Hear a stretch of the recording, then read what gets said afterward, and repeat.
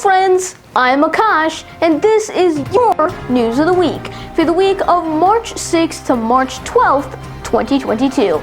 I'm Akash Cody, and let's get right into the headlines. And we begin with an update on the Russian invasion of Ukraine. Russia has been lately intensifying this war against Ukraine as it begins to bombard the West with shellings and military strikes, while the East is slowly succumbing to Russian invasions and Russian forces that are planning to head towards Kyiv, the capital of Ukraine.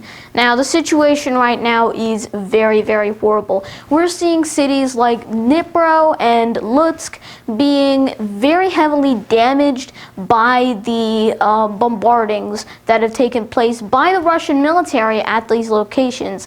And this could signal the beginning of an invasion on the Western Front, which could be quite interesting because, for the most part, Russia's only major ally who is actually helping to fight with Russia is Belarus. And they are on the north, which is what allowed Ukraine to get attacked from the north entering Kyiv.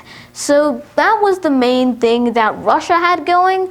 But aside from that, Russia doesn't really have any other friends surrounding Ukraine to help too, so in the end, it's going to have to make its way over there across a long, treacherous path, at which point they can get shot out by Ukrainian defense forces at any time. This is the current situation that's been going on right now, and as well as this, over 2.5 million refugees and counting have been escaping from the war-torn country since this war began, to mostly countries like Poland and Romania, which are off in the west and south, mostly free from Russian territory. So this is what's been going on right now. As you can see, we've seen 100,000 refugees escaping via humanitarian corridors, as much as Russia attempts to block these corridors with even more shelling and, in some cases, military strikes. This is what's been going on with the humanitarian corridors that have been evacuating people out of the country for the past few weeks. This is a major story that's been going on for quite a bit.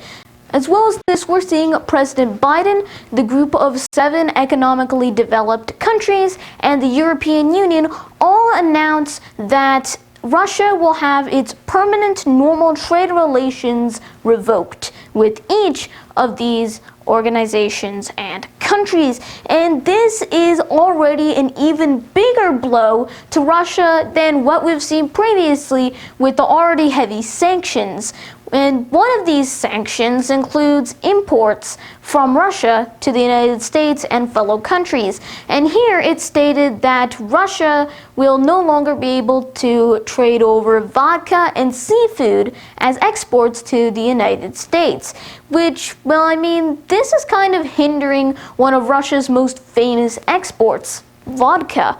And so that's gone now, and that is, again, it's another blow that has just been going on in a series of ever-increasing blows against the Russian economy in an attempt to tear it down while the invasion is going on, to further hamper their ability to reliably fight in the war. So that is what's been going on right now with this situation. It's really, really big, and there's going to be many more updates coming in the weeks to come as this invasion proceeds. So let's take a look at our next story of the week, which is the Indian general elections of 5 Indian states. Now we're seeing the Prime Minister Narendra Modi's party, the Bharatiya Janata Party, or BJP, taking 4 out of the 5 states whose elections were up just over the past week, this February and March. So that means we're taking a look at the BJP taking 4 of those 5 states. And these states include Uttar Pradesh, which is the largest state in the country. As well as that, we're also seeing Uttarakhand, Goa, and Manipur, which was actually originally by BJP alongside two other parties who were doing a coalition with them. Now it's just the BJP. But what about the fifth one? Now, the fifth one is quite interesting because this is the state of Punjab, which has actually been won by the Aam Aadmi Party, which is a relatively up-and-coming party outside of Delhi, where it has been mostly focusing. Its founder, Arvind Kejriwal, was actually the chief minister of Delhi and still is today. So that's where most of its focus was centered until quite recently when they began expansion. And so this is basically one of the first times a major expansion has been seen in the votes, and that is right here with Punjab, where AAP has won it. And this is pretty neat, as this is a very good sign that the Aam Aadmi Party can actually expand very reliably to other states in India. So it's pretty good news for the AAP, who are replacing the Indian National Congress Party serving Punjab. And now we're seeing the Chief Minister Designate of Punjab being the actor turned politician Bhagwant Mann, and that is pretty cool. So that's what's been going on in India and the elections of 5 Indian states. So let's take a look at the coronavirus cases, which have been ticking up slightly over the past 2 weeks. We're seeing 1.8 million cases per day worldwide, 40,000 of which are here from the United States of America.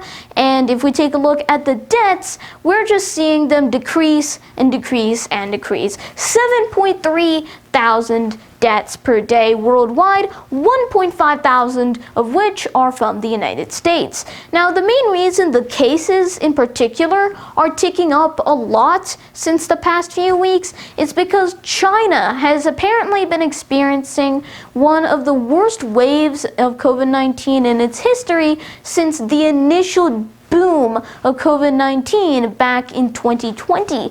So this seems to be very interesting.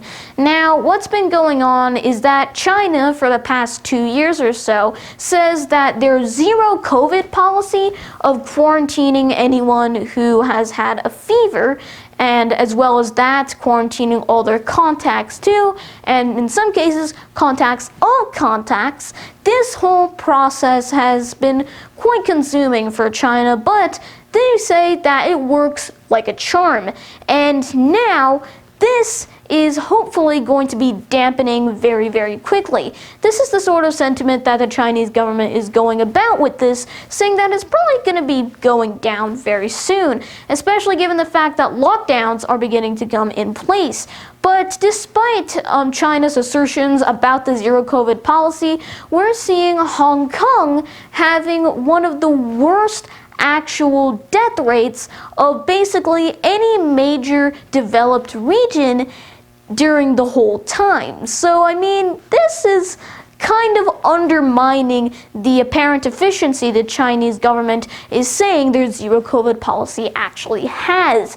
And if we take a look at the cases, we're seeing over 1,000 cases in China, and as a result, this means that we're seeing lockdown going about in several cities. One of the largest and most recent one is actually the city of Changchun, which has a population of 9 million people, and it went under lockdown just this week. And we're expecting some of the larger cities like Beijing, Shanghai, Chongqing, and Guangzhou to all have the same thing as well. And at some point, they're probably going to also go under lockdown restrictions as well, which will be very, very important.